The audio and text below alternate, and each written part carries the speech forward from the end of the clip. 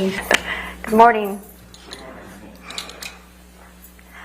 On May 27th, 2016, Ms. Heard walked into a courthouse in Los Angeles, California to get a no-notice ex-parte restraining order against Mr. Depp, and in doing so, ruined his life by falsely telling the world that she was a survivor of domestic abuse at the hands of Mr. Depp. Today, on May 27th, 2022, exactly 6 years later, we ask you to give Mr. Depp his life back by telling the world that Mr. Depp is not the abuser Ms. Heard said he is, and hold Ms. Heard accountable for her lies. Ladies and gentlemen of the jury, as you probably know by now, my name is Camille Vazquez. On behalf of Mr. Depp and all my colleagues at Brown Rudnick, I want to thank you deeply for your time and your service over these last 7 weeks. We understand that it probably has not been convenient for you to be here every day, and we are so grateful for your time and careful consideration of the evidence as you deliberate. After weeks of sitting in this courtroom, listening to testimony and looking at evidence, now it's time for you, the jury, to come to a decision.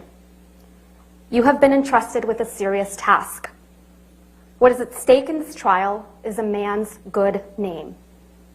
Even more than that, what is at stake at this trial is a man's life.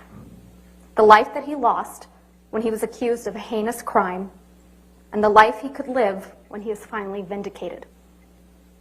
Exactly 6 years ago today, on May 27th, 2016, Ms. Heard walked into court and filed a false report of domestic abuse against her husband of 15 months, Johhny Depp. The scene was a setup. She tipped off the paparazzi so they would be waiting. They knew exactly where she would pause, which side of her face to photograph. And the photos captured what she wanted them to see, the image of a battered woman. What the paparazzi did not know is that the dark mark on her face mysteriously appeared 6 days after last seeing Mr. Depp. It was a lie. She knew it, Mr. Depp knew it, and the multiple witnesses you heard from who saw her that week of May 21st, 2016 also knew it. But the world only saw what she wanted them to see.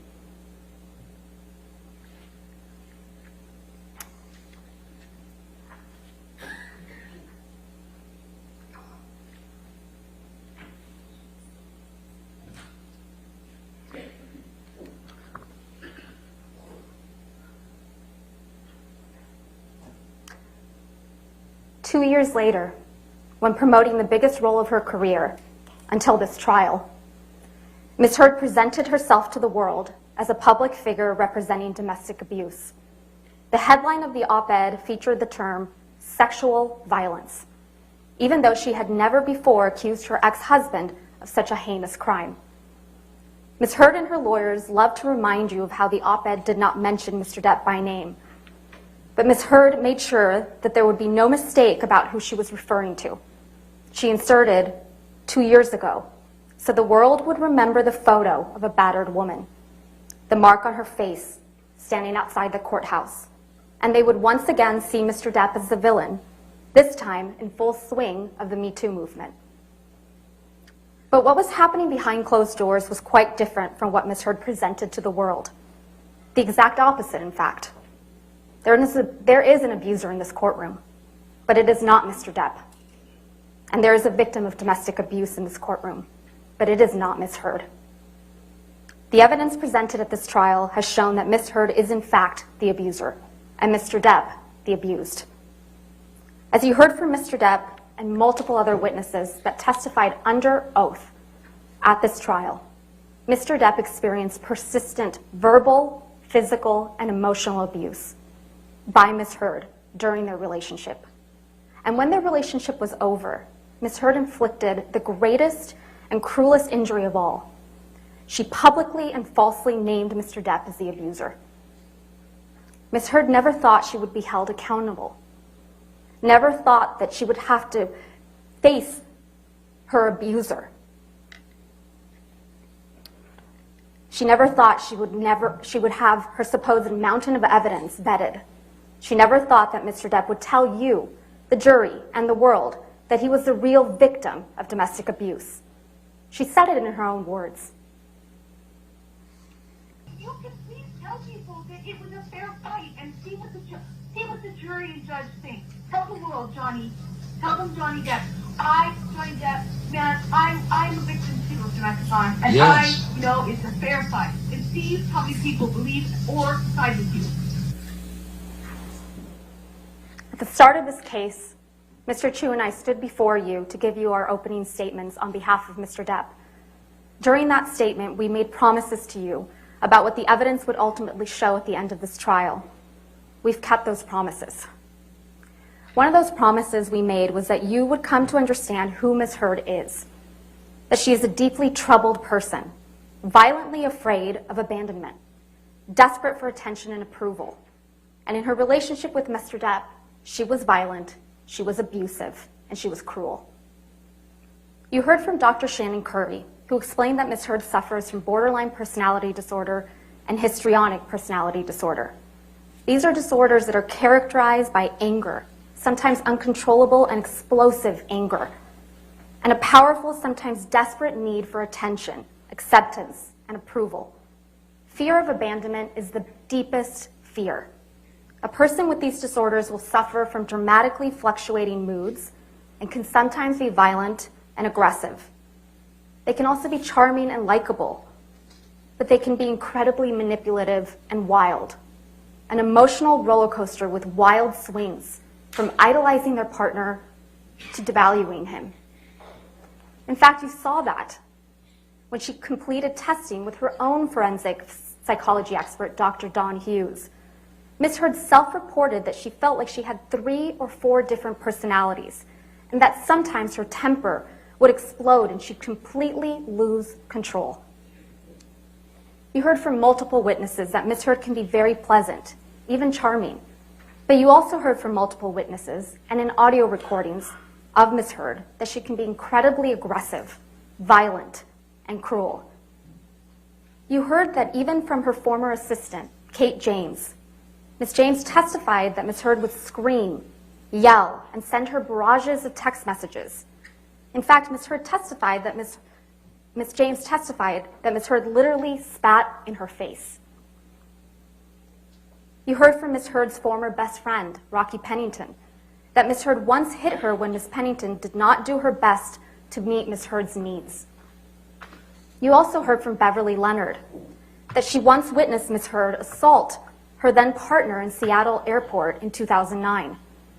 And you heard from Mr. Depp that Ms. Heard used her sister Whitney as a punching bag, literally and figuratively.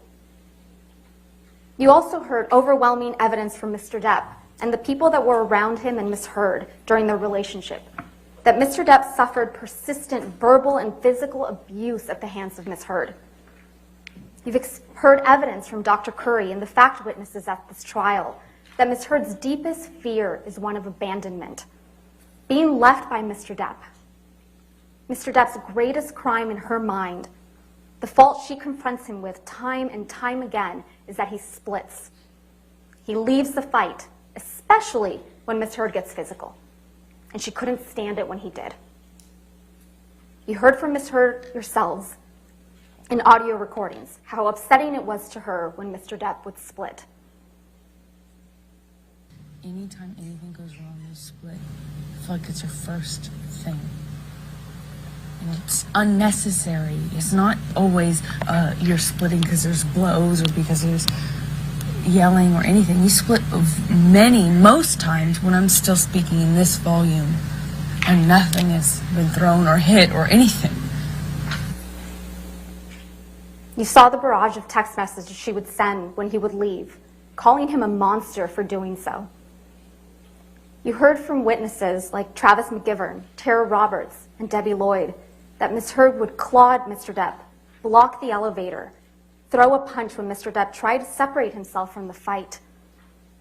And you heard from Mr. Depp and Ms. Heard's couple therapist, Dr. Anderson, that Ms. Heard reported that when Mr. Depp would leave to de-escalate a fight, she would strike him to keep him there, because she would rather be in a fight than have him leave. You heard from Mr. Depp about how often Ms. Heard would berate him, insult him, and physically attack him, including one of the most serious occasions when Ms. Heard threw a vodka bottle at Mr. Depp, severely injuring his finger, and then put a cigarette out on his face. You heard from Mr. Depp that this whole incident in Australia started because Ms. Heard was enraged that Mr. Depp wanted a post-nuptial agreement, and she wasn't in his will, just a month after getting married. When her husband was seriously injured and bleeding from a partially amputated finger, what did Ms. Heard do? She pursued him. She kept coming after him, because that's what she does. She wouldn't stop. It's not to get you mad. It's just to get out of a bad situation that's happening before it gets worse. In Australia, when we had the big fight where I lost the tip of my finger, at least 5 bathrooms and 2 bedrooms I went To avoid talking to me, to avoid escape working it out. That's to escape the problem. the fight. You don't escape the fight. You escape the solution. No. You escape the solution. No. You escape figuring it out. We cannot work it out if you run away to the bathroom every time. You heard Mr. Depp testify. He went through something like a nervous breakdown that day, and he wrote a lot of things on mirrors and other places. Again, what did Ms. Heard do as her husband was bleeding from serious injury? She wrote snarky messages right back to him. She denied it under oath to you, but the evidence you saw speaks for itself. You heard from Mr. Depp's security, Sean Bett, who was aware of constant arguing and bickering. He witnessed Ms. Heard calling Mr. Depp names. Fat ass. Fuck you, Johhny. Mr. Bett testified that he saw and documented injuries on Mr. Depp. A swollen eyelid in March of 2015, cuts on his nose, scratch marks on his chin in December of 2015. And you heard from Travis McGivern, who testified that Ms. Heard called Mr. Depp names like washed up, fucking cunt, and worst of all, a fucking deadbeat dad. Ms. Heard would take the low blows and hit him where it hurts, his children. Mr. McGivern told you that on March 23rd, 2015, Ms. Heard threw things at Mr. Depp, spat at him, and ultimately punched him in the face, leaving him with a shiner. You heard testimony from Malcolm Connolly, another security member, who testified he saw Ms. Heard throw things at Mr. Depp, a cigarette lighter on a plane, a soda can from upstairs at the Eastern Columbia building. He never saw marks on Ms. Heard, but he saw marks on Mr. Depp. Scratches, bruises on his left eye, scratches on his left ear. And he took pictures documenting injuries like this one.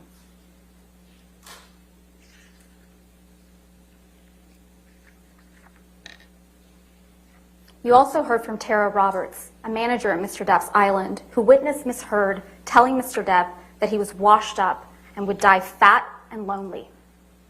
You also heard from Ms. Roberts that she witnessed Ms. Heard clawing and grabbing at Mr. Depp, grabbing his hair, trying to pull him back to her, and Mr. Depp had a visible injury to his nose on that occasion.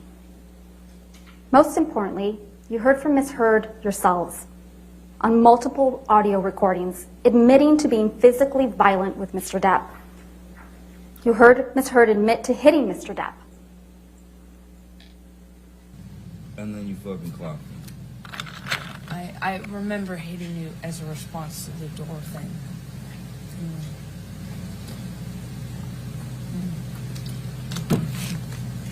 And I'm really sorry about hitting you with the door, or hitting your head. I did not mean to, nor...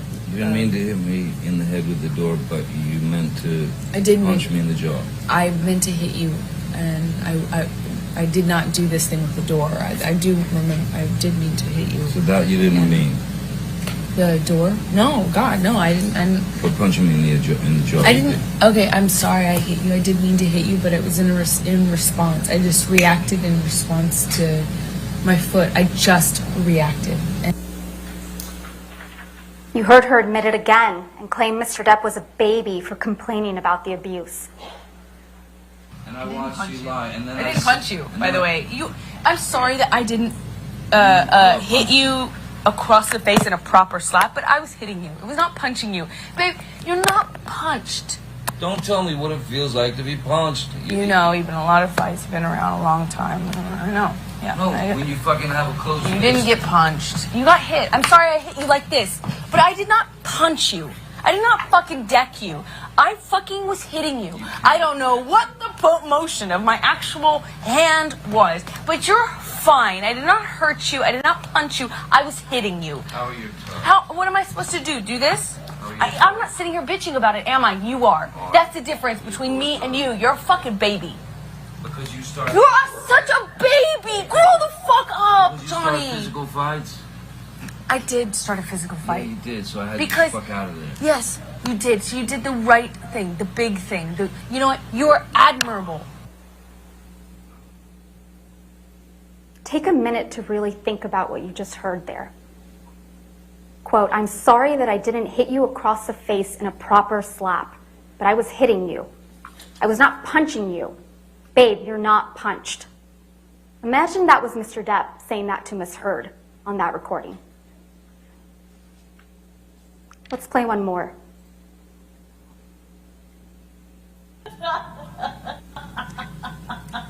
That fake laugh. That fake laugh is too much to take. No, I'm sure she's.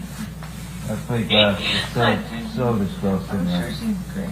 I'm sure she's great. I'm thinking that you can give me some No. of the best performances in No, the no, fucking you're show. right. I don't. It's all about performance. It's about performance in you. No, I'm right. I don't regret. I don't regret. Oh, what else? I What don't else that you? Oh, come on. don't Be regret. good. No, I Come don't on. regret. Lay it on me. What else? What else other things do you want to add? Can't talk You to you when you fucking sound lying like piece of Foggy shit. Bear. What? Oh, Like a no, I kid's show. want to know. I want Get out your Ubers out. I'm kind of waiting. You go get it. Yeah, I'll be in the Wait, is there no other place for you to run in your 1,500 houses to go run? Come on, go be a real married man. Go deal with your shit the way that a man does. Go run to the next house. Every man does. Yeah. Go. Run away. This is the real Miss Heard, the one in the audio recordings, not the one you saw in this courtroom. What you didn't hear on a single recording you heard in this case, and there were many played by both parties, is Mr. Depp ever admitting to hitting, punching, or kicking Miss Heard.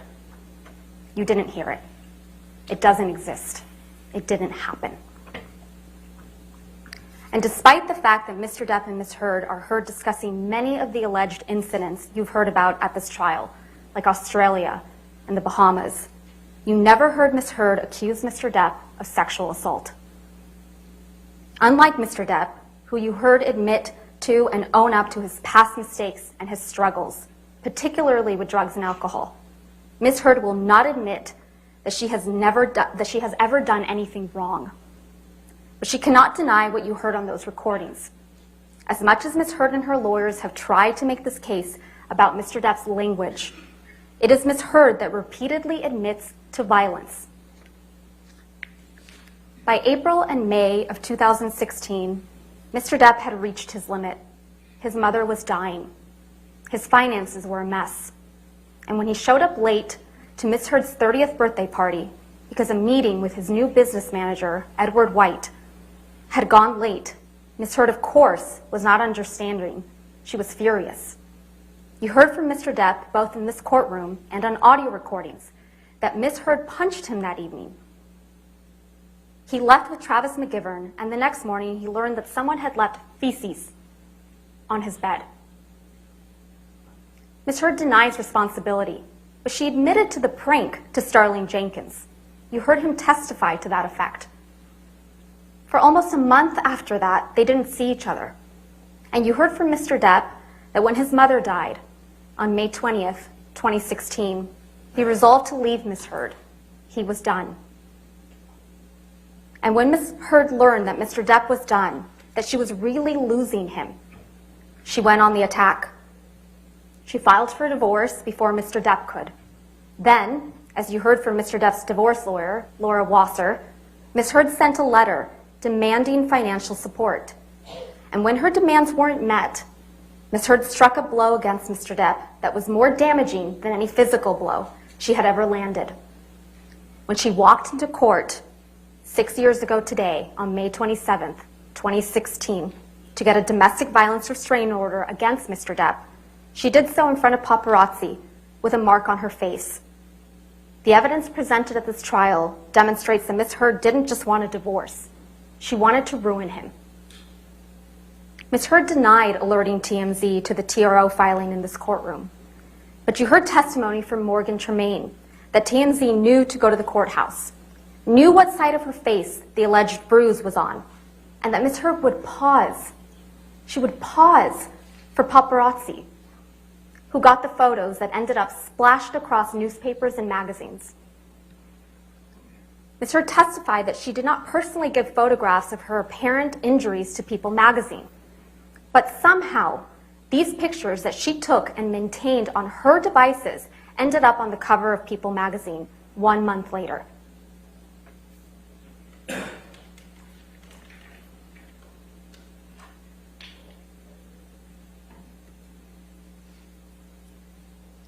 In the end, she walked away with $7 million without any tax liabilities, which she said she was donating to 2 charities, the ACLU and the Children's Hospital of Los Angeles. The ACLU, they got less than $1 million from her. And the Children's Hospital, they got $250,000. But that didn't stop Ms. Heard from telling the world that she donated everything, because remember, she wanted nothing. And she had donated everything. The word donated.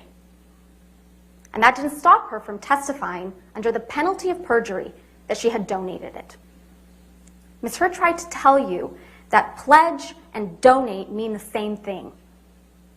She claims she hasn't given the money because she was sued, but you've heard uncontested evidence that she had the money for 13 months prior to this lawsuit being commenced by Mr. Depp. She had all the money and had month after month after month to fulfill her pledge and actually donate the money. But she didn't. She also told you that she never fulfilled the pledge because Mr. Depp sued her for defamation. That's a blatant lie.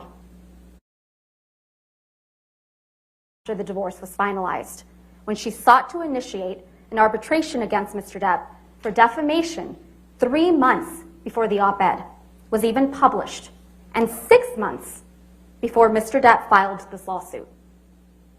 Not only does this contradict Ms. Heard's excuse for not making donations, it contradicts her narrative that she just wants to move on with her life, that she just wants Mr. Depp to leave her alone. Lies.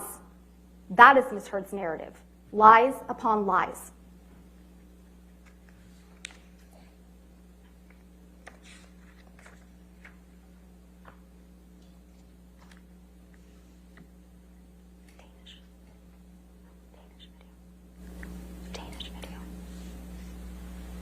And actually were all kinds of accusations flying your way when you said all this, and then there was a divorce settlement, you got $7 million.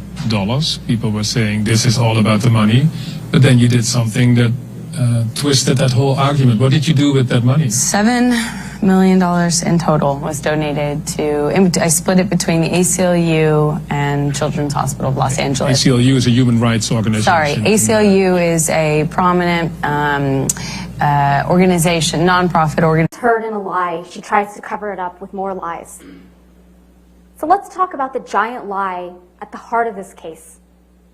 Ms. Heard's claim that Mr. Depp is an abusive monster and that she is a public figure representing domestic abuse. At the start of this case, Mr. Chu and I told you that you were going to hear some disturbing and graphic tales of abuse from Ms. Heard, and they were designed to shock you and overwhelm you, which you have. We told you that this would be a performance, the role of her lifetime, as a heroic survivor of brutal abuse. When Mr. Depp brought this case for defamation, Ms. Heard went all in. She spun a story of shocking, overwhelming, brutal abuse. She came into this courtroom prepared to give the performance of her life, and she gave it. Ms. Heard's acting coach, Christina Sexton, testified that Ms. Heard has difficulty crying when she is acting. You saw it. Ms. Heard sobbing without tears, while spinning elaborate, exaggerated, fantastical accounts of abuse and everything going on in her mind almost a decade prior while enduring that abuse. It was a performance. She told you that what she thinks about, she told you what she thinks you need to hear to convict this man as a domestic abuser and a rapist. She wants you to believe that she was abused countless times.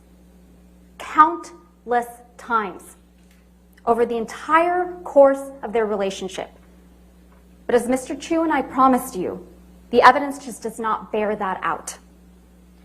Ms. Heard has told you that she has mountains of evidence of abuse, but there are no medical records reflecting she sustained any injuries from the abuse she claims. Ms. Heard had medical professionals at her disposal: Dr. Kipper, Debbie Lloyd, her own nurse, Erin Filati, and yet there's nothing. Ms. Heard took pictures all the time. Pictures of Mr. Depp sleeping.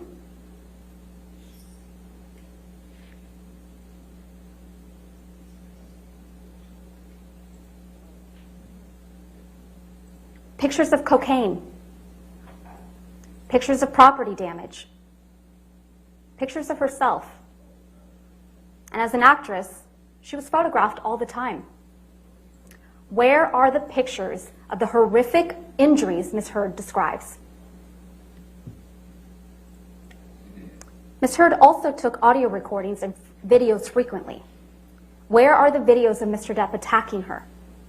Where are the audio recordings of Mr. Depp admitting to or apologizing for physical abuse? There are none. What Ms. Heard has, and what you've seen multiple times, is a video of Mr. Depp banging some cabinets around in a kitchen. A video that, based on the testimony you heard from Morgan Tremaine, the former TMZ employee, Ms. Heard seems to have sold to TMZ right before she was deposed in connection with her divorce from Mr. Depp.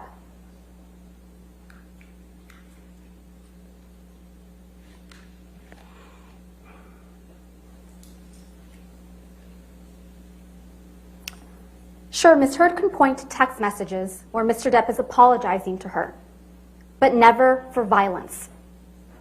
Ms. Heard's counsel showed you Defendant's Exhibit 325, where Mr. Depp says sorry for, quote, my behavior. I'm a fucking savage. But this is not an apology for violence. It's an apology for the, quote, these heinous, slinging insults. Mr. Depp is apologizing for the words he used. Unlike Ms. Heard, who you heard apologizing for physical violence in multiple audio recordings, you have never heard that from Mr. Depp, because he never used physical violence against Ms. Heard. Ms. Heard told you that Mr. Depp started abusing her right from the very beginning of her relationship, starting at the beginning of 2012.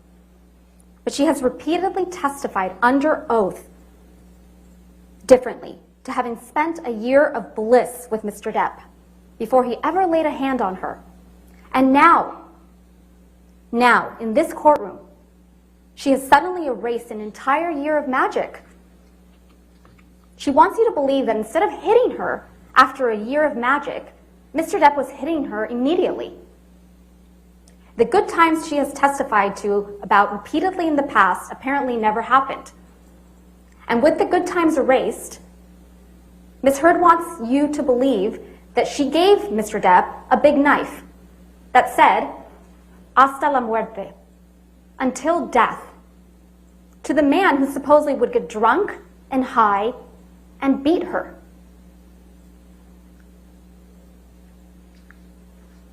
Ms. Heard admitted to you during this trial that Mr. Depp always wears big, chunky rings on every finger. According to her, he was wearing these rings when he'd slap her, hit her, punch her in the face. But you have not seen a single photograph that reflects the serious injuries Ms. Heard would have sustained if this was true. Not one. Ms. Heard testified to an incident in March 2013 when Mr. Depp supposedly hit her multiple times in the face while wearing rings. And this is what her face looked like afterwards.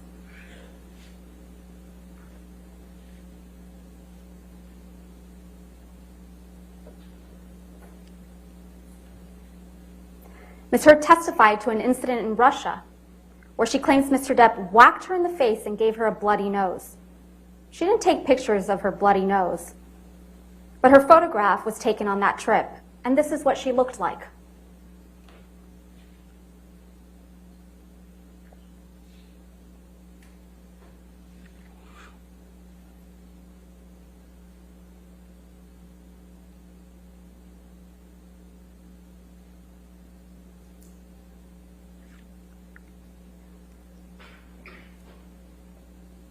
Ms. Heard told you that there was an incident the night of the Met Gala in May 2014 when Mr. Depp supposedly whacked Ms. Heard in the face, leaving her with a red, discolored, and swollen nose that she felt was broken. Ms. Heard didn't show you any photographs of these alleged injuries, but photographs were taken of her the following night, and there were no visible injuries to Ms. Heard's face.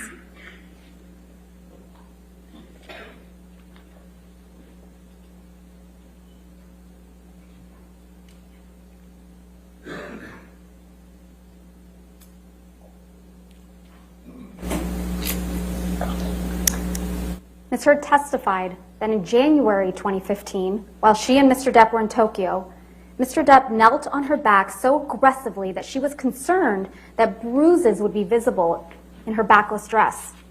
Here's Ms. Heard in that backless dress.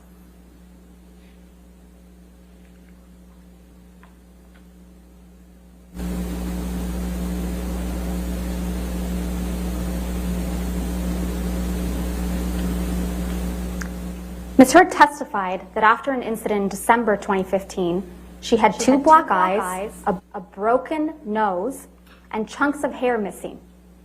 The assault was allegedly so violent that there was blood left all over the pillows, and Mr. Depp had broken the bed frame. Pictures were taken of that bed frame.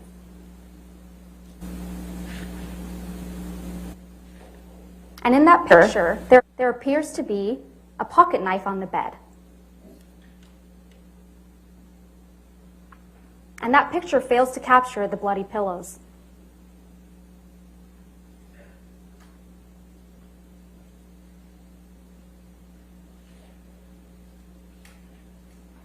And here is what Ms. Heard looked like on the James Corden show the next day.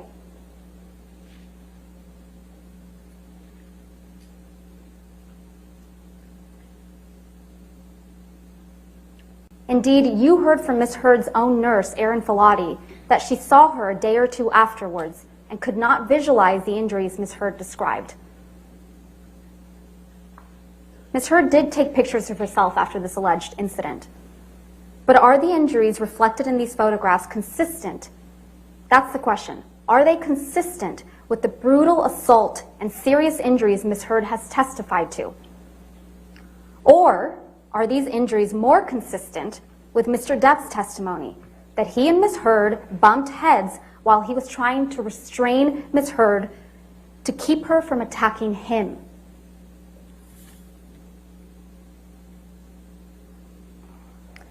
Out of Australia, where Mr. Depp sustained the most serious injury from his relationship with Ms. Heard spun a story of horror. A 3-day ordeal with a drug-fueled Mr. Depp violently assaulting her, cutting his own finger off, dragging her through glass, and then bending her back over a counter and raping her with a whiskey bottle. She claimed that she had bruises on her face, cuts all over her arms and feet, and was bleeding from her vagina from the sexual assault. And what did Ms. Heard say she did? She went upstairs, took some sleeping pills, and went to sleep. The next morning, she took pictures of the mirrors her husband had written on in paint using his amputated finger. She took no pictures of herself, her alleged injuries, or the property damage she testified to in this courtroom. When Malcolm Connolly, Jerry Judge, Dr. Kipper, and Nurse Debbie Lloyd arrived to extract Mr. Depp and get him medical treatment for his finger injury, you heard from Mr. Connolly, Dr. Kipper, and Ms. Lloyd. All of them testified they did not observe any injuries to Ms. Heard, and no one, including Ms. Heard, testified that she sought medical treatment. You also heard from Ben King. He also saw Ms. Heard right after this alleged incident. He flew home with her to Los Angeles. He testified that Ms. Heard didn't want to leave, that she said, I can't leave. It will be the end if I leave. He also testified that once they did leave for Los Angeles, Ms. Heard asked him if he ever got so mad he just lost it. When Ms. Heard arrived in Los Angeles, she saw Travis McGivern, who also testified he observed no injuries, and her personal nurse, Erin Filati, who documented no requests for medical treatment and no injuries in her nursing notes for Ms. Heard. You heard from Mr. Depp's sister, Christy, that she also saw Ms. Heard when she arrived back to Los Angeles and observed no injuries on Ms. Heard. Christy testified that when she told Ms. Heard her fighting with Mr. Depp was unsustainable, Ms. Heard responded that Christy should get off her cross, that Mr. Depp liked her feisty. Ms. Heard's testimony about what occurred in Australia just doesn't add up. That's because there was a monster in that house in Australia, but it wasn't Mr. Depp. It was Ms. Heard. Other than Ms. Heard's testimony, all the evidence you've seen in this trial shows that it was Ms. Heard who attacked and grievously wounded Mr. Depp when she threw a vodka bottle at him, severing his finger. Mr. Depp told Dr. Kipper that when Dr. Kipper arrived to treat Mr. Depp's finger. You've seen the pictures of the bar area in Australia with the broken vodka bottles on the ground and trails of blood drops on the floor and a bloody tissue on the floor. You've heard from Ben King that the tip of Mr. Depp's finger was found in the same bar area. And you heard from Dr. Gilbert that the injury to Mr. Depp's finger could have been caused exactly as he described. And interestingly, you heard from Christina Sexton that Ms. Heard told her that Mr. Depp injured his finger while swinging a bottle around. Not smashing a phone, as Ms. Heard surmised in this courtroom, but swinging a bottle around. You also heard from Ms. Sexton that Ms. Heard first told her about the bottle rape in Australia while Ms. Sexton was at Ms. Heard's home, meeting with her lawyers, the day before Ms. Sexton was scheduled to be deposed in this case. The evidence presented at this trial shows that this is not the only time that Ms. Heard disclosed a sexual assault at a convenient time for purposes of litigation she's involved in. The first time Ms. Heard claimed that Mr. Depp sexually assaulted her in the Bahamas in December 2015 was after Tara Roberts, the manager of Mr. Depp's island, submitted a sworn statement in the UK action describing the incident she testified to in this courtroom, where Ms. Heard chased Mr. Depp out of the house, was yelling and then pleading with Mr. Depp to stay while clawing at his hair and clothes, and left Mr. Depp with an injury to his face. That's the first time she disclosed it, after there was contrary evidence. Ms. Heard testified about another incident just 2 weeks after the events in Australia, where Mr. Depp supposedly attacked Ms. Heard and almost pushed her sister Whitney down the stairs. Whitney is the only witness that you heard from that backs up Ms. Heard's version of events. She's it. And the only witness, other than Ms. Heard, who claims to have seen Mr. Depp physically attack Ms. Heard. But just like Ms. Heard's version of the events in Australia, her testimony about the staircase incident and that of her sister Whitney's just doesn't square up with the other evidence in this trial. Their testimony is contradicted by the testimony of Travis McGivern and Debbie Lloyd, who were there that night. Ms. Heard and Whitney testified that Mr. Depp threw a Red Bull can that hit or almost hit Ms. Lloyd. Ms. Lloyd testified that never happened. Mr. McGivern testified that it was Ms. Heard who threw a can at Mr. Depp. Ms. Heard testified that Whitney was between her and Mr. Depp when she punched him. Mr. McGivern testified that he was the one between Ms. Heard and Mr. Depp when Ms. Heard punched Mr. Depp. Ms. Heard testified that Mr. Depp was able to get his hands in her hair, yank her, and then hit her in the face with the cast he had on. But you heard from Ms. Lloyd and Dr. Colbert, Mr. Depp's medical doctor, who treated Mr. Depp's finger injury, that Mr. Depp's finger was in a delicate state. He had a pin in his finger, a skin graft, and a soft cast that immobilized Mr. Depp's two middle fingers. And tellingly, the only picture of an injury from this incident is of Mr. Depp with a shiner.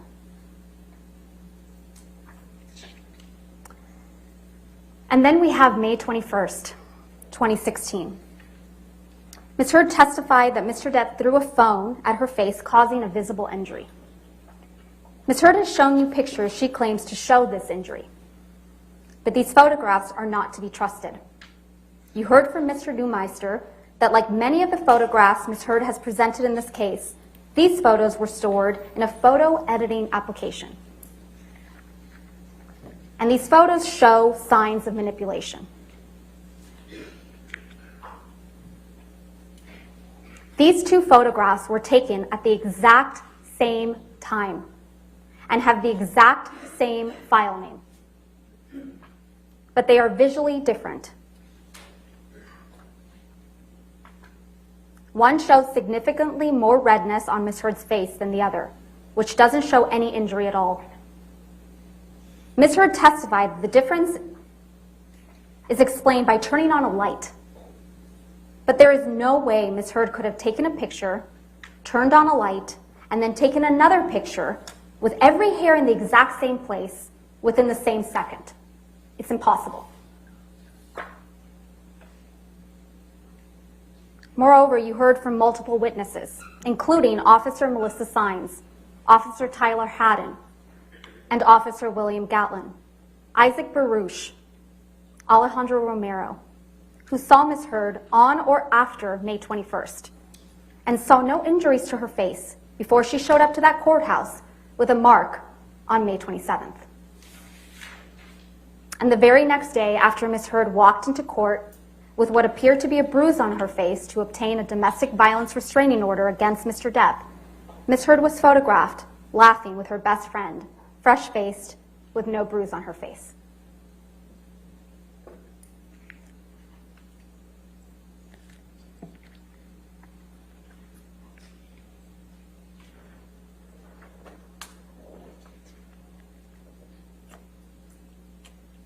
The mountain of evidence that Mr. Depp abused Ms. Heard is simply not there. What we have is a mountain of unproven allegations that are wild, over the top, and implausible. And you can't pick and choose which of these wild allegations to believe and which ones to disregard. You either believe all of it or none of it. Either Mr. Depp sexually assaulted Ms. Heard with a bottle in Australia, or Ms. Heard got up on that stand in front of all of you and made up that horrific tale of abuse. Either she's a victim of truly horrific abuse, or she is a woman who is willing to say absolutely anything. It is disturbing to think that Ms. Heard would make up the horrific tales of abuse that she testified to in this courtroom. But this case doesn't come down to whether you believe Ms. Heard or you believe Mr. Depp. This case comes down to whether you believe Ms. Heard or you believe Mr. Depp, Christy Dombrowski, Sean Bett, Malcolm Connolly, Travis McGivern, Starling Jenkins, Keenan Wyatt, Dr. Kipper, nurses Debbie Lloyd and Aaron Filati, Tara Roberts, Ben King, Kate James, Kate Moss, Dr. Colbert, Morgan Knight, Morgan Tremaine, Officers Melissa Sines, Officers Tyler Haddon, Officer William Gatlin, and Beverly Leonard. What Ms. Heard testified to in this courtroom is the story of far too many women. but the overwhelming evidence and weight of that evidence shows that it's not her story. It's not Ms. Heard's story. It was an act of profound cruelty, not just to Mr. Depp, but to true survivors of domestic abuse. For Ms. Heard to hold herself out as a public figure representing domestic abuse. It was false, it was defamatory, and it caused irreparable harm. And to talk more about that, I'm going to turn it over to my colleague and my friend, Mr. Chu.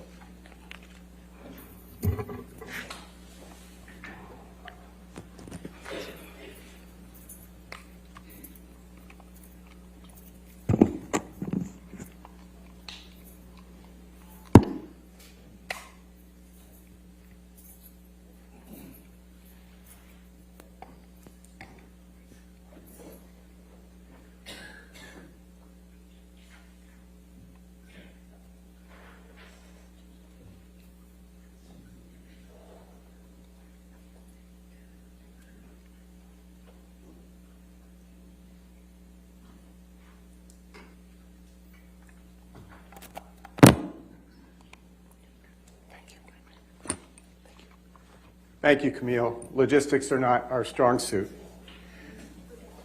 And thanks to all of you, truly, for taking so much time over these last several weeks to listen to Mr. Depp, to his friends, to his family, and to so many others who have come forward physically in this courtroom, some from a very long distance, to tell you the truth, and to finally, after so many years, to correct the record.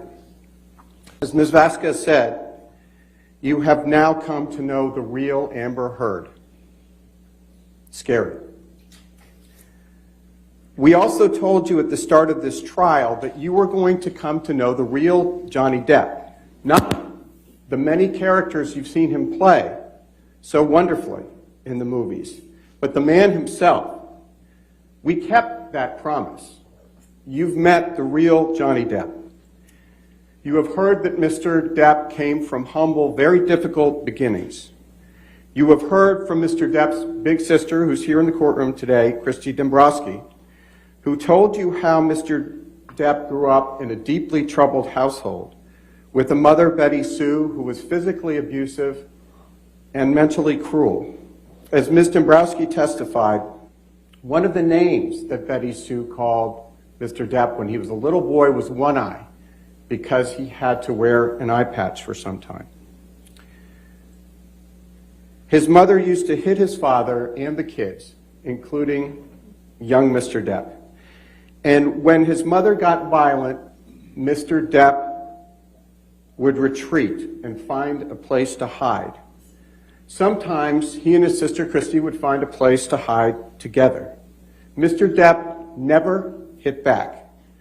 And like his father, he either stood up and took the violence or he retreated from it. Those are habits he returned to later when he found himself in a relationship with another person who returned his love with abuse, with physical abuse. And despite this long, unhappy history with his mother, Johhny never turned his back on her. In her elder years, Mr. Depp moved his mother to California, and he moved her to Los Angeles right across the street from his house so his two children could get to know her. He hired nurses for his mother. He made sure to take care of her and to make her comfortable. She never went to hospice. She had the nurses make her comfortable to the day she died. And from those humble and difficult beginnings, Mr. Depp grew into one of the greatest actors and movie stars of his generation. Now, he came to Los Angeles with his first love as a young man, planning to be a musician. Music had been a part of his life ever since he found peace himself in his room as a young boy, when he was escaping, and he learned to play the guitar and would use it as solace.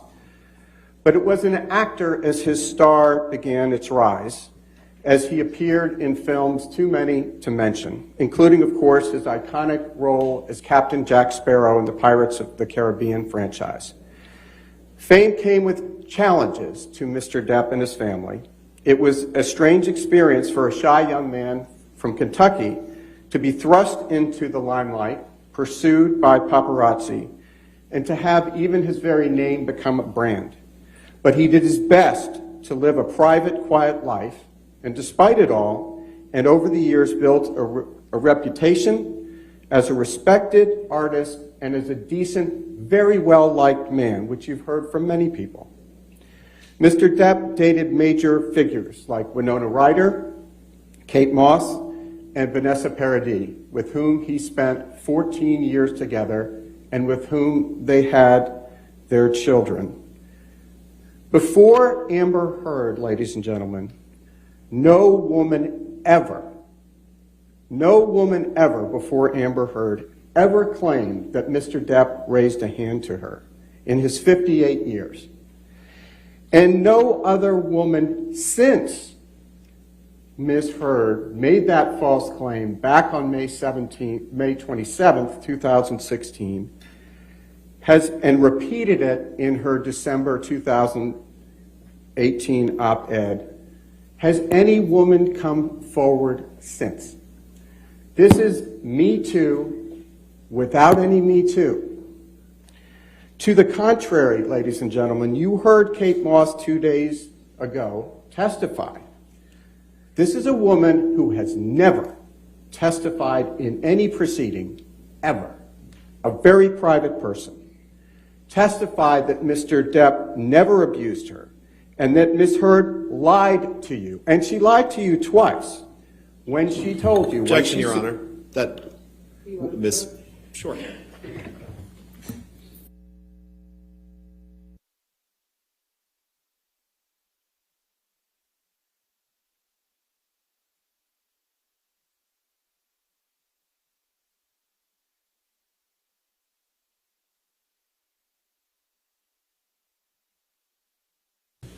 Ladies and gentlemen, as I was saying, Ms. Heard lied to you twice when she suggested to you that Mr. Depp pushed Kate Moss down the stairs. You told her, you heard her say just 2 days ago that Mr. Depp never did that, and he never hit her, and he never kicked her. That was one of... Objection, Your Honor. That's not what you testified to. Exactly we just what discussed that. Overruled. Thank you, Your Honor. They're still at it. Ms. Heard and her lawyers have spent much of this trial talking about drugs and alcohol. Mr. Depp is no saint, and he has never claimed to be one. He has made mistakes in his life, as we all have. Yes, he has struggled with drugs and alcohol, but you never heard him deny that. We told you that in the opening statement. He owns his flaws. He admits to them. He told you all about them. But he is not a violent abuser. He's not an abuser, as Ms. Heard claims. And he did not and does not deserve to have his life, his legacy, destroyed by a vicious lie. And this is, as Ms. Vazquez said, this is the 6th anniversary of that. There is a world of difference between having substance abuse problems and being a physical abuser. Ms. Heard falsely accused Mr. Depp of beating her. That was her first allegation, and you know why, and you know that wasn't true. Then, years after the fact, for the first time, she accused him of raping her. The lies have grown and metastasized over time, and they need to be stopped. And those false accusations have caused more harm to Mr. Depp than her fists ever did. And make no mistake, Ms. Heard has admitted, unlike Mr. Depp, Ms. Heard has admitted on the audio tapes you've heard at this trial, and Ms. Vazquez just played you a few of them, she has admitted repeatedly to physically abusing Mr. Depp. And I would just like to take a minute to talk about the harm to Mr. Depp and his family. You have heard from several of the people in Mr. Depp's life about the damage Ms. Heard's lies have done to him. You heard from his sister Christy, who told you how hard it has been on his family and on her little brother personally. You heard from Mr. Depp's friend of 4 decades, and that speaks volumes about Mr. Depp. He has lifetime friends who appear for him. Mr. Baruch told you how Mr. Depp and his family had been, quote, completely wrecked, unquote, by Ms. Heard's lies. You heard Mr. Depp testify that he has lost nothing less than everything because of Ms. Heard's lies. Nothing less than everything. You heard about Mr. Depp's children, Jack and Lily Rose. His children have had to hear these allegations since 2016. And then when that started to die down, they had to hear them again. This time in December 2018, this time in the Washington Post, which is a national and international publication. And Mr. Depp has had to live with the knowledge that his children will keep hearing those false rumors and statements against him. Mr. Depp has millions of fans, people who grew up watching him on 21 Jump Street, which is something you heard Ms. Heard mock on one of the tapes that was played to you. Or they grew up watching him play the swashbuckling pirate Captain Jack Sparrow in the Pirates of the Caribbean movies, or Willy Wonka. Mr. Depp means something to those people, and those people mean a lot to Mr. Depp. He's a fond memory from childhood or adolescence or adulthood. And to tarnish him as an abuser is to destroy him in the eyes of many of these people who will never look at him the same way again. And because of what Ms. Heard did, and because of what she said, Mr. Depp will go to his grave knowing no matter what he does, no matter the outcome of this trial, there are people who used to look up to him who now believe that he beat a woman, which is the worst thing you can say about a man. Beyond the personal and emotional effects of Ms. Heard's lies, their impact on Mr. Depp and his family, the damage she inflicted on his reputation and career is undeniable. There's an old saying that a good reputation takes a lifetime to build, but only a second to destroy. Mr. Depp spent, in fact, a lifetime building his reputation as one of the greatest actors and movie stars of his generation, an iconic figure respected and liked throughout Hollywood and recognized and admired throughout the world. You heard evidence from Jack Wiggum, who was here today, Mr. Depp's agent, who explained that Mr. Depp, quote, was very well regarded and respected by peers in the artistic community, unquote. And you heard further testimony from Mr. Wiggum that Mr. Depp had a deal with Disney to play Captain Jack Sparrow in the 6th movie sequel of the Pirates of the Caribbean franchise for $22.5 million. But, as Mr. Wiggum explained, all of that changed when Ms. Heard published her op-ed in December of 2018 in the Washington Post. Quoting from the testimony you heard by Mr. Wiggum, quote, after the op-ed, it was impossible to get him a studio film, which is what we normally would have focused on in that time period, unquote. Another quote, it was on the damage, the impact of this op-ed, as opposed to the other stories that you saw, the other publications. Mr. Wiggum explained why this one was so damaging. Quote, it was a first-person account. I mean, from the victim. It's extremely impactful. You know, with respect to Johhny, it was catastrophic because it was coming from a first-person account. It was not from a journalist.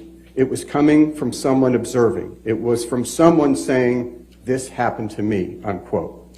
You also heard from Richard Marks, an expert in the inner workings of Hollywood and the entertainment industry, who explained that the impact of Ms. Heard's allegations on Mr. Depp was devastating. Quote, it's devastating.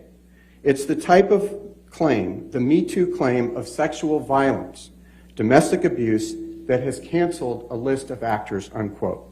And for many, and Mr. Depp would agree with this, rightfully so, Me Too is an important movement, a movement that Mr. Depp supports and believes in. It's for true survivors of abuse, not Ms. Heard. True victims need protection, and true perpetrators need to face the repercussions. But as you heard in this case, Amber Heard is not a true victim, and Mr. Depp certainly is not an abuser. Again, nobody has come out of the woodwork to say, Me Too. This is the unique and singular Me Too case where there's not a single Me Too. In fact, to the contrary, Kate Moss, who was in a romantic relationship with Mr. Depp for 3 years, which he broke off, came forward to say, no, he never pushed her down any stairs. And you heard Doug Banya, an expert in internet and social media analytics, testify to the impact that Ms. Heard's allegations had on Mr. Depp's popularity. Ms. Heard's lawyers tried to tell you that all of the damage done to Mr. Depp's career was because of his own behavior, because he was sometimes unprofessional or sometimes late to set. But that doesn't hold up. Mr. Depp has been a major figure in Hollywood for decades. Yes, Mr. Depp was late to set sometimes. But as Richard Marx testified, quote, when you hire Johnny Depp, you get all of Johnny Depp, which includes being late, unquote. Keenan Wyatt, who has worked for decades as a sound engineer on some of Mr. Depp's films, said much the same thing. And by the way, Mr. Wyatt is not and never has been an employee of Mr. Depp. He's just worked with him on movies. Mr. Depp wasn't canceled by Hollywood because he was sometimes late to set. He was canceled because Ms. Heard falsely accused him of domestic violence and sexual violence on the pages of the Washington Post on December 18, 2018, repeating the prior lies of May 17, 2016. And as you saw at trial, Ms. Heard published the op-ed on December 18, 2018, 2 years after her public allegations of domestic abuse. Ms. Heard's publication of the op-ed coincided with the release of her major movie Aquaman that December. And it coincided as well with her announcement on Twitter that she was becoming an ACLU ambassador for women's rights. And in that op-ed, Ms. Heard repeated her false allegations against Mr. Depp. Now, she didn't mention his name. She didn't have to. Everyone knew exactly who and what Ms. Heard was talking about. Ms. Heard got on the stand and tried to tell you that the op-ed was not about Mr. Depp. She then said, well, it wasn't just about Mr. Depp. But she couldn't deny, and this was yesterday, that this was at least partly about Mr. Depp. The op-ed obviously is about Mr. Depp, and the testimony at trial proves that.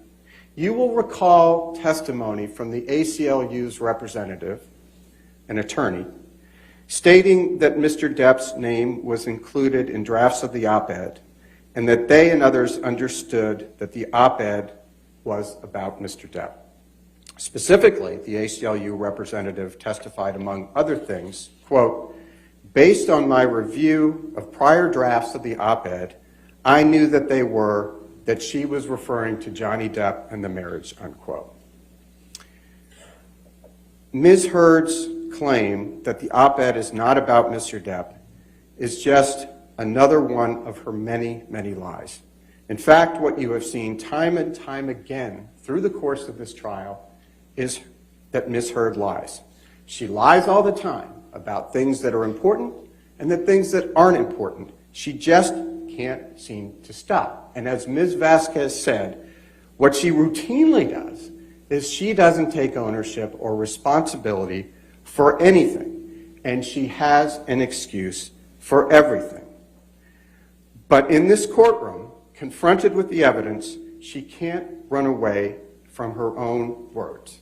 As my colleague said, words matter, and Ms. Heard is condemned by her own words.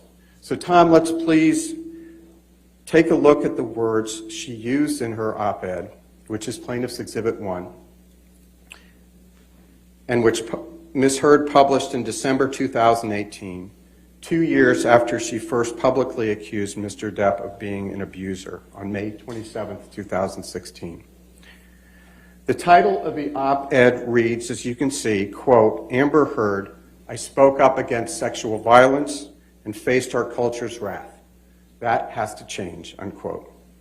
Below that, Ms. Heard states, quote, then 2 years ago I became a public figure representing domestic abuse, and I felt the full force of our culture's wrath for women who speak out, unquote. And below that, Ms. Heard states, quote, I had the rare vantage point of seeing in real time how institutions protect men accused of abuse, unquote. Each of those statements clearly refers to Ms. Heard's allegations against Mr. Depp. And taken collectively, their message and their implication about Mr. Depp is clear, i.e. that Ms. Heard is a survivor of domestic abuse and that Mr. Depp is a perpetrator. The context in the rest of the op-ed makes that clear as well. Consider, for instance, this line, quote, imagine a powerful man as a ship, like the Titanic. That ship is a huge enterprise. When it strikes an iceberg, there are a lot of people on board desperate to patch up holes, not because they believe in or even care about the ship, but because their own fates depend upon the enterprise, unquote. Everyone in Hollywood knew, and everyone in this courtroom now knows exactly what Ms. Heard intended those words to mean. The ship, the Titanic, is Mr. Depp. And Ms. Heard was the iceberg that sank him. That's precisely what Ms. Heard was saying in the op-ed. And in just the same way, everyone in Hollywood knew, and Hollywood and elsewhere knew exactly what Ms. Heard meant by the words, quote, 2 years ago, I became a public figure representing domestic abuse, unquote. That was a clear reference to the day 2 years earlier, on May 27, 2016. And as Ms. Vazquez said, that was 6 years to the day. That's when his life ended. That was 6 years ago to this day, when Ms. Heard, on May 27, 2016, walked into court with her publicist, Jody Gottlieb, having tipped off TMZ, with an alleged mark on her face to accuse Mr. Depp of abuse. As always, Ms. Heard was quite mindful of her image.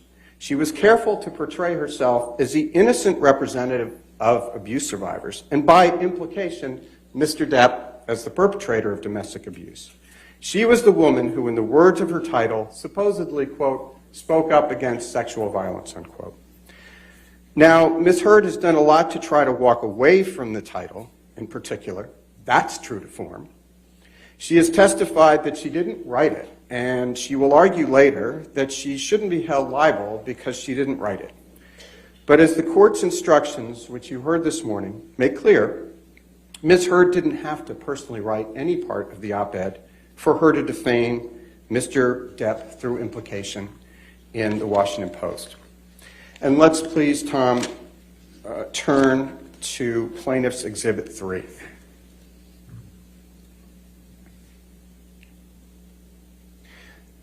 Ms. Heard, as you all can see on the screen, retweeted the article, including the title on her Twitter page.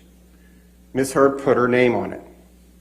And she proudly declared, quote, today I published this op-ed in the Washington Post, ellipsis, unquote. Her tweet includes the title with the words, quote, I spoke up against sexual violence, unquote, prominently featured. Nowhere in this tweet or anywhere else does Ms. Heard disavow the title. To the contrary, she's proclaiming it. And at the same time, Ms. Heard posted this tweet, she posted another, which you can see right beneath it. Quote, I'm honored to announce my role as an ACLU ambassador on women's rights, unquote, aggrandizing herself at the expense of Mr. Depp. So make no mistake, this was about Mr. Depp. In the wake of the Me Too movement, with her ACLU ambassadorship and a major movie coming out, Ms. Heard was trading on her accusations of abuse against Mr. Depp. She was reminding everyone of those allegations. She was once again taking on the role of her lifetime, the heroic survivor of vicious abuse, or to use her phrase, quote, a public figure representing abuse. And she was once again casting Mr. Depp as the villain in her drama, the supposed perpetrator of that abuse. When you meet to deliberate this case, you're going to be tasked with several questions. Those questions appear on a form that you will use to reach your verdict in this case. So I'd just like to ask you, please, to spend a few minutes with me going through that. Tom, would you please put up the special verdict form so the jury can see it?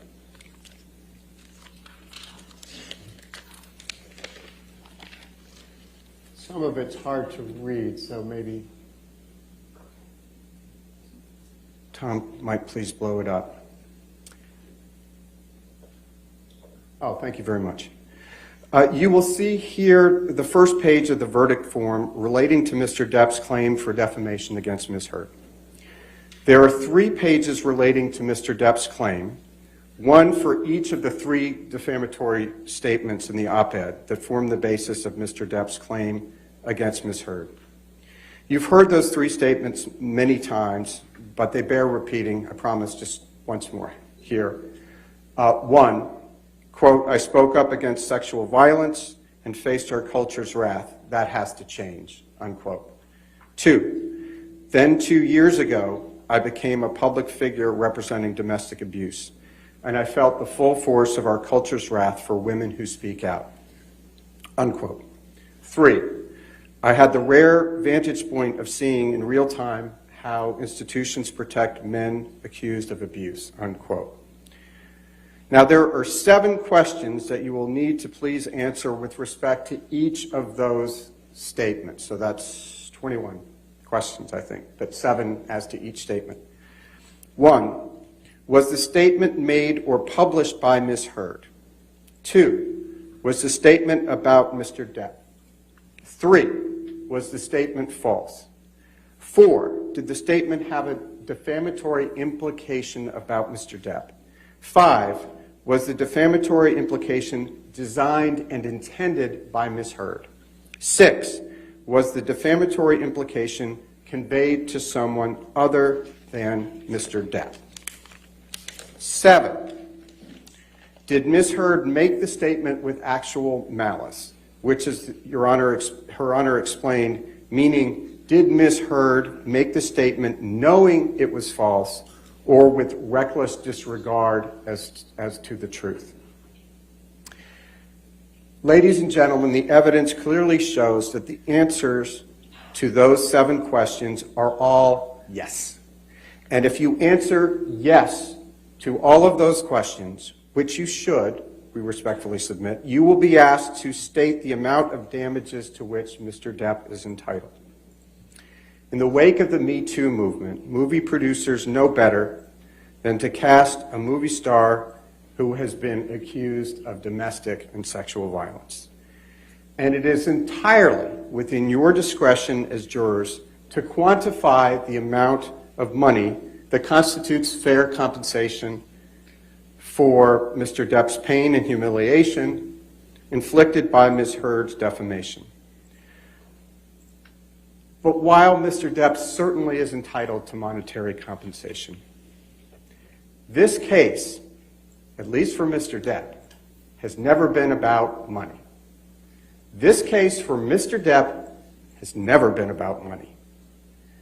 Nor is it about punishing Ms. Heard.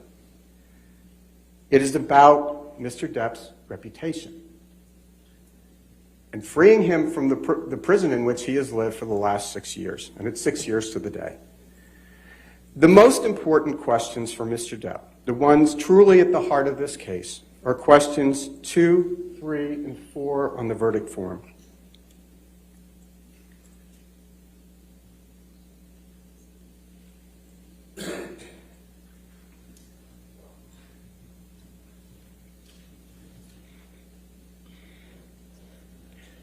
And while Tom's pulling that up, let's take question 2. Thank you. Were the statements about Mr. Depp? Yes. 2 points here. 1, when the ACLU pitched the op-ed to the Washington Post, I think you'll remember this, they pitched it as, quote, a piece by Amber Heard, who, as you know, was beaten up during her brief marriage to Johnny Depp, unquote. That's how they pitched it. 2, after the op-ed was published, news outlets, including USA Today, and you've seen that was an exhibit, characterized the op-ed as referring to Ms. Heard's allegations of abuse against Mr. Depp. So the USA Today interpreted it that way, and so did many other publications. They got exactly the implication that Ms. Heard and the ACLU intended them to have. Tom, if you would please pull up Plaintiff's Exhibit 409 and 411, if you could put them side by side. And this was expected. This is what they wanted. There had been a lot of press 2 years prior to the publication of the op-ed about Ms. Heard's claims of abuse against Mr. Depp when she walked into court with her publicist to obtain the domestic violence, the no notice, ex parte, meaning Mr. Depp's lawyer was not informed and he was already in New York, which he testified Ms. Heard was well aware of. You don't need a domestic violence restraining order when your husband is halfway across the continent and is heading for a European tour. On May 27, 2016, with a purported mark on her face, everyone knew exactly who and what Ms. Heard was referring to in the op-ed. She was referring to Mr. Depp. Let's take questions 2 and 3 next, if we can. Were each of the statements false? And did the statements have a defamatory implication on Mr. Depp? Again, the clear answer is yes. The statements, understood in the context of the op-ed itself and in the broader context of the press coverage of Ms. Heard walking into the court with a mark on her face to obtain a domestic violence restraining order against Mr. Depp in May 2016, clearly imply that Mr. Depp physically and sexually abused Ms. Heard. The overwhelming evidence that you all have heard and has come forward in this case shows that those allegations are false and despicably false. Mr. Depp did not physically abuse Ms. Heard. He did not sexually abuse Ms. Heard. You've heard audio after audio where Ms. Heard admits that she was physically abusing him.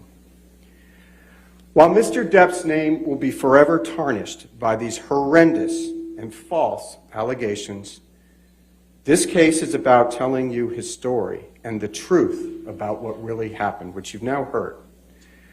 It is about restoring his lost reputation.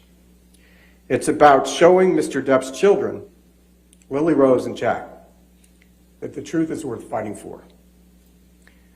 It is.